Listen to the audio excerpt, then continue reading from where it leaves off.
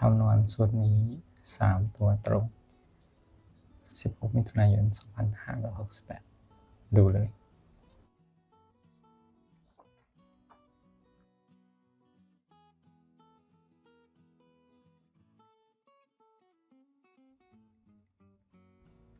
สวัสดีครับกำลังวันนี้เด็กๆมันครับวันนี้เรามาดูสูตรคำนวณเลข3ตัวตรงครับ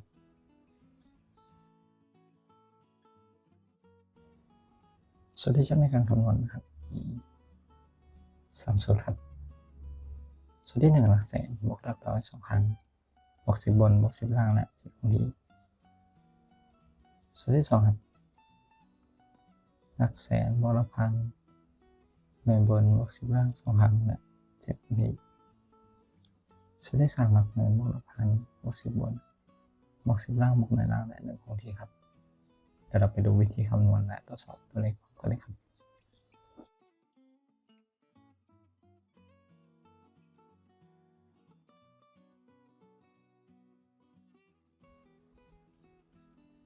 นำรางวัลที่1ครับ266227ล่าง85มาเขียนคำนวณนะครับจะวันที่16เมษายนครับจากสูตรจะได้2บวก2 2ครั้งบวก2บวก8และ7คงที่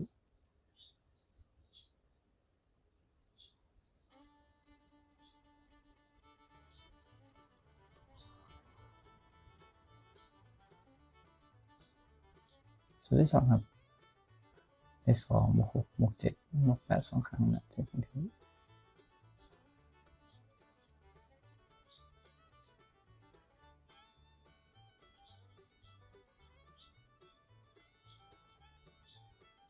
สูตรที่3ครับ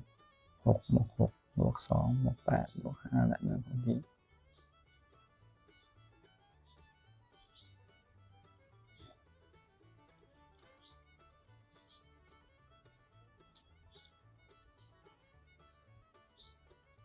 รวมตัวเลขครับ2บวก2บวก2บวก2บวก8บวก7เท่ากับ23หลักหน่วยเลข3 2บวก6บวก7บวก8บวก8บวก7 38ครับหลักหน่วยเลข8 6บวก6บวก2บวก8บวก5บวก1ได้28หลักหน่วย8ครับ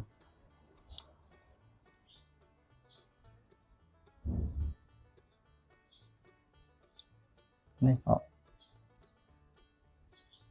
388ครับได้ตรงงวดที่1นำสูตรครับคำนวณต่องวดที่2รางวัลที่1 2 1 3 3 8 8ล่าง06นะครับจากสูตรที่1 2บวก3 2ครั้งบวก8บวก0และ7คงที่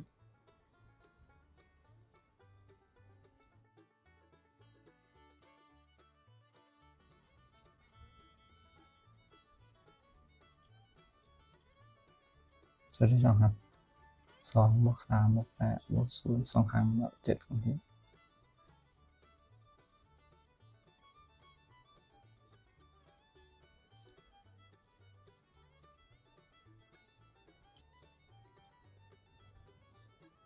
สูตรที่3ครับ1บวก3บวก8บวก0บวก6และ1คงที่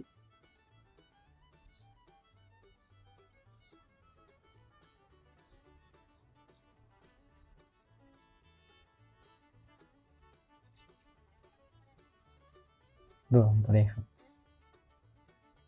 2บวก3บวก3บวก8บวก7ได้23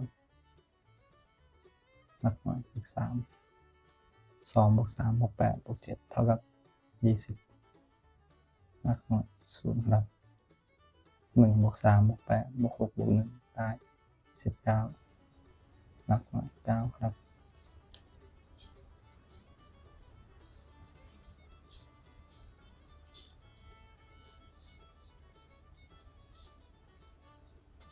เลข3ตัวออก309ครับได้ตรงงวดที่2ต่อไปครับเป็นงวดที่3กับสูตร3ตัวตรงนำมาคำนวณตรวจสอบต่องวดที่1 2 5 1 3 0 9ล่าง87นะครับในวันที่16พฤษภาคม2568 จากสูตรได้2 บวก 3 2 ครั้งบวก 0 บวก 8 และ 7 คงที่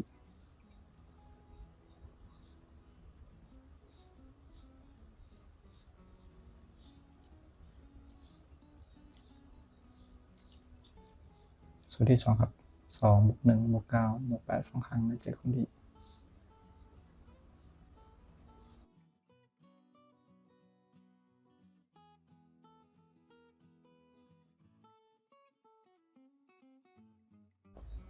สูตรที่3ครับ5 บวก 1 บวก 0 บวก 8 บวก 7 และ 1 คงที่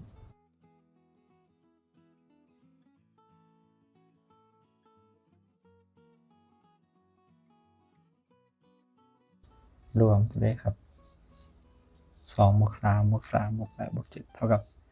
23ตัวท้ายเลขหมายเลข3 2 บวก 1 บวก 9 บวก 8 บวก 8 บวก 7 ได้ 35ครับตัวท้ายเลขหมายเลข5 5 บวก 1 บวก 8 บวก 7 บวก 1 ได้ 22ครับท้ายเลขหมายเลข2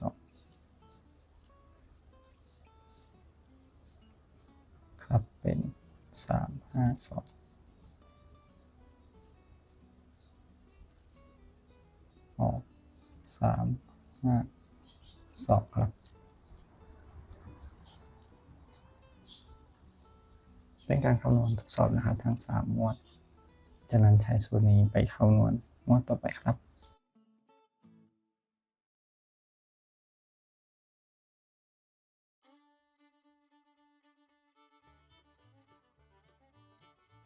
วันที่1ครับ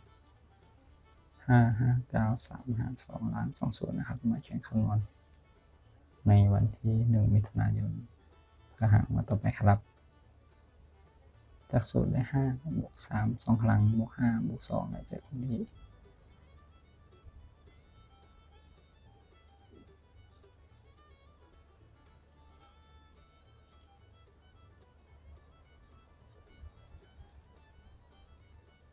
สูตรที่2ครับ5 บวก 9 บวก 2 บวก 2 2 ครั้งและ 7 คงที่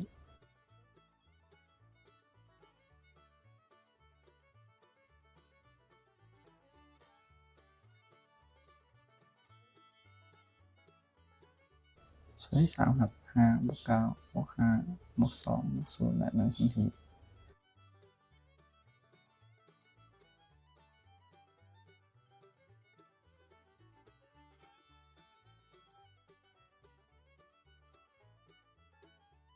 รวมครับ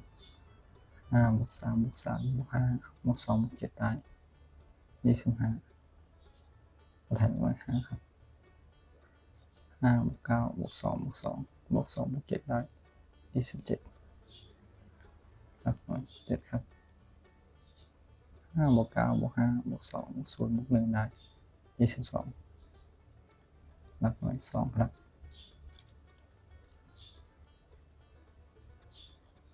572สรุปกันอีกครั้งครับจากการคำนวณนะครับสูตร3ตัวตรง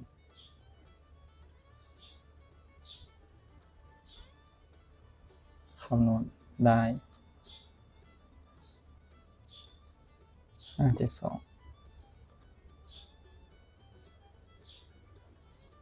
16 มิถุนายน 2568ครับก็ขอขอบคุณทุกท่านนะครับที่ติดตามรับชมรับฟังครับและก็อย่าลืมกดไลค์กดแชร์กดติดตาม